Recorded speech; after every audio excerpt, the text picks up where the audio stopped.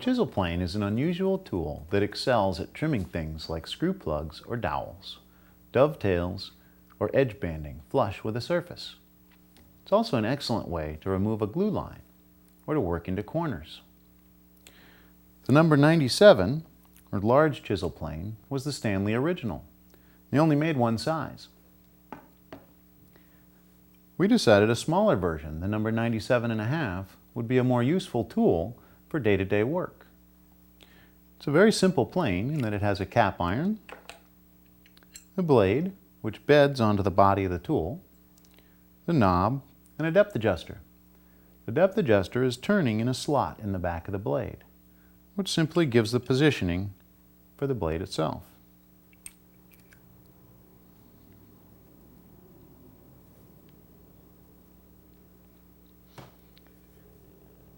The plane functions as a trimming tool to bring surfaces flush.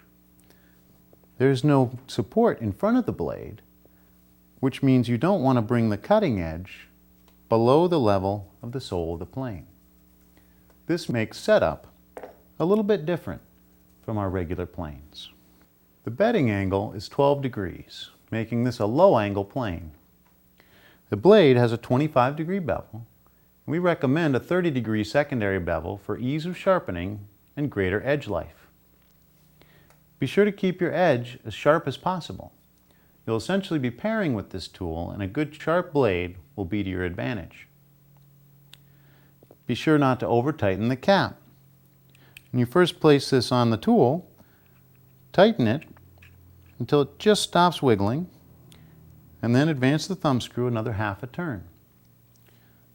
To set the depth of cut, place the plane over a flat surface, loosen the cap a quarter turn, and pushing the plane ahead, advance the blade.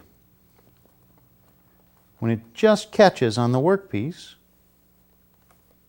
retract the blade, still pushing the plane forward, and when it releases, you should be at your depth of cut.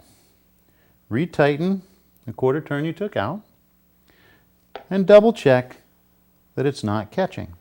If one corner is taking a cut, use a small hammer. Make a tap on the side of the blade that's cutting heavy, and that'll bring the blade into parallel. Be sure to remove any backlash so that the blade won't retract when you're using the tool.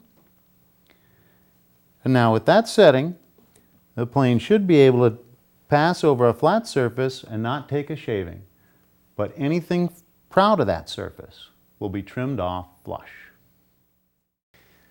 Now that you know a little bit more about the setup of these tools, let's look at some of the more common uses.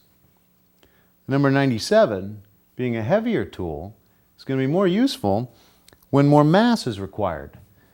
If you have a solid wood edge banding of 3/4 of an inch or wider on a veneer panel, the extra weight of the tool will help it carry through a cut.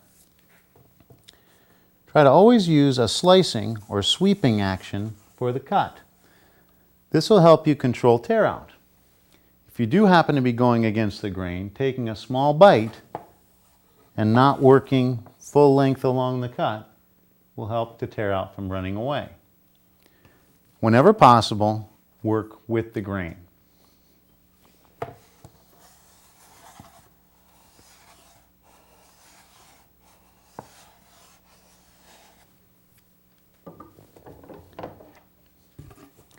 In a situation where you have a thinner solid wood edge banding or a veneer edging on a veneer panel, or you need to get rid of a glue line, the smaller, number 97.5, will be the perfect choice. Again, work with the slicing action or sweeping action across the cut. You can remove the glue line and some of the excess material before going right into your cut, removing the edge banding. Because the cutting edge is not protruding below the sole of the plane, you won't damage the veneer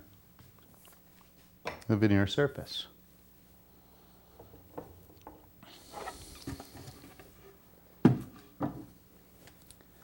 Another spot the 97.5 is extremely useful is when working into the corner of a stopped rabbet or the inside corner of a cabinet.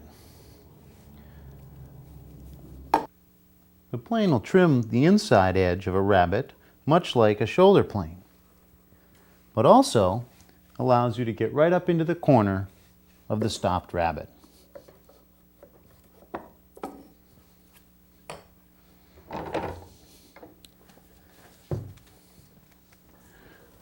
Another great use for the 97.5 is when trimming off a screw plug, or in this case, a dowel. You need to pare this down flush with a workpiece underneath.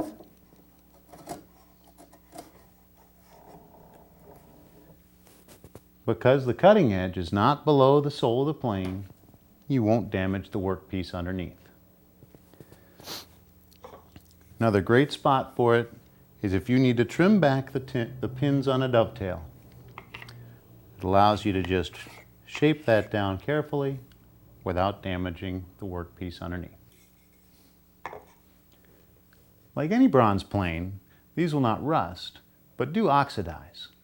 The resulting patina is actually quite nice, but if you prefer a bright finish, you can use an abrasive hand block or a Scotch-Brite pad to keep the bronze shiny. There are some bright polished points on the tool, like the cap and the heel of the plane, that you can polish with a sunshine cloth or brass polish. Like any tool, it's a good idea to wipe the plane down with a lightweight oil, like camellia or jojoba, for protection at the end of the day.